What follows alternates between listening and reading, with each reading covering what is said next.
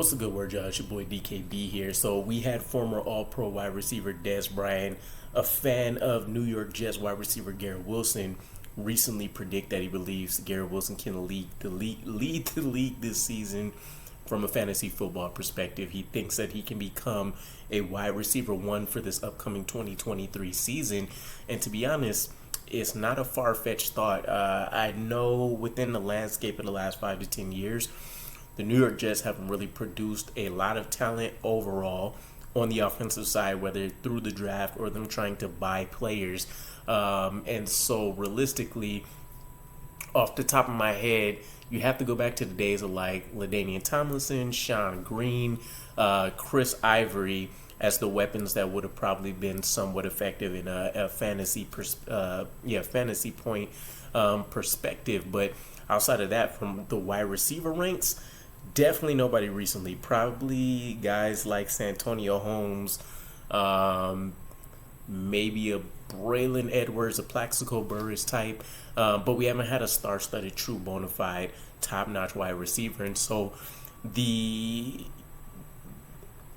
it's kind of hard to equate. But basically, if you are having a top-notch season in fantasy, that's automatically going to correlate to things going right for you, whether that's on offense or defense. And so this can only mean great things for the New York Jets in their season. This is we're already off to a pretty good start with this, right?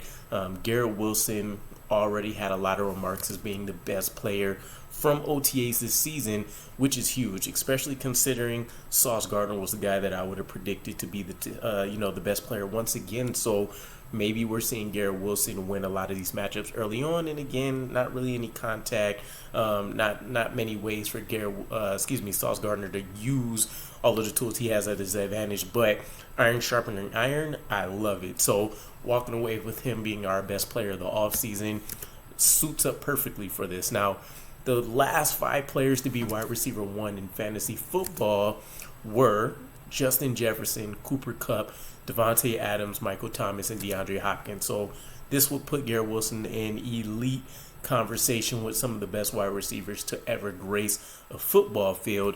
And I did some digging, some analysis, a little numbers crunching, and basically the average season that Garrett Wilson would have to technically be considered a wide receiver one would be 130 catches, 1,685 yards, and 12 touchdowns. Now, when I first seen these numbers, I thought this is kind of crazy, right? How many wide receivers are generally pulling up numbers like that, whether it's a once-in-a-blue moon thing or even consistently. But, again, the big picture is we had Zach Wilson, who was ranked so bad that he's not even one of the best backup quarterbacks statistically.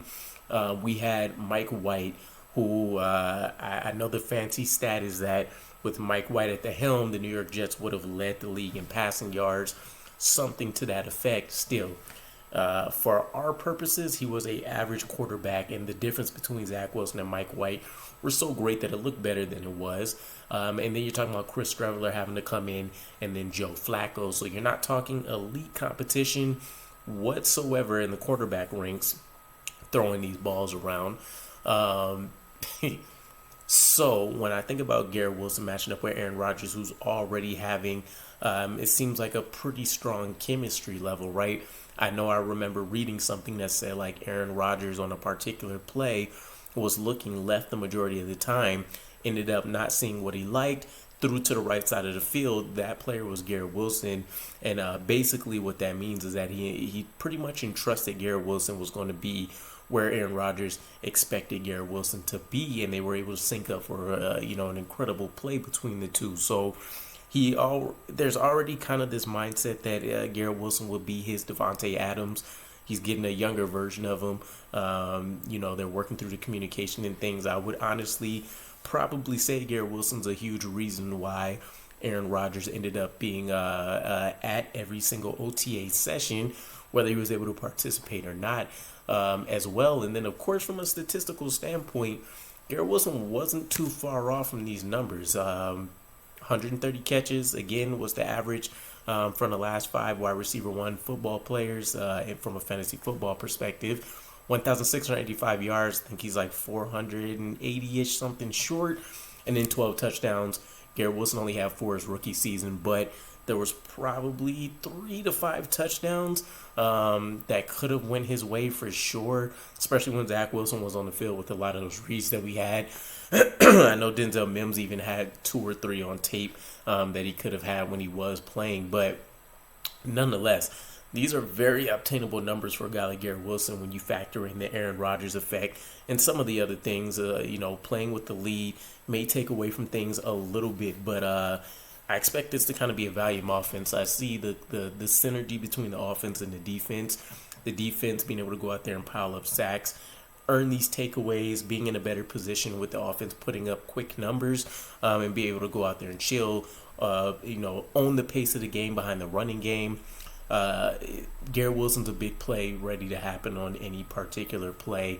And of course, as we know, his route running kind of releases off the line. They're already being talked about in those, legendary ranks. So, I don't know. Let me know what your guys' thoughts are. What do you think? Garrett Wilson, a wide receiver 1 overall, just one of the best wide receivers in the league, potentially already or at least ready to prove it this season. Let me know what you think, and I'll catch you guys again. Peace.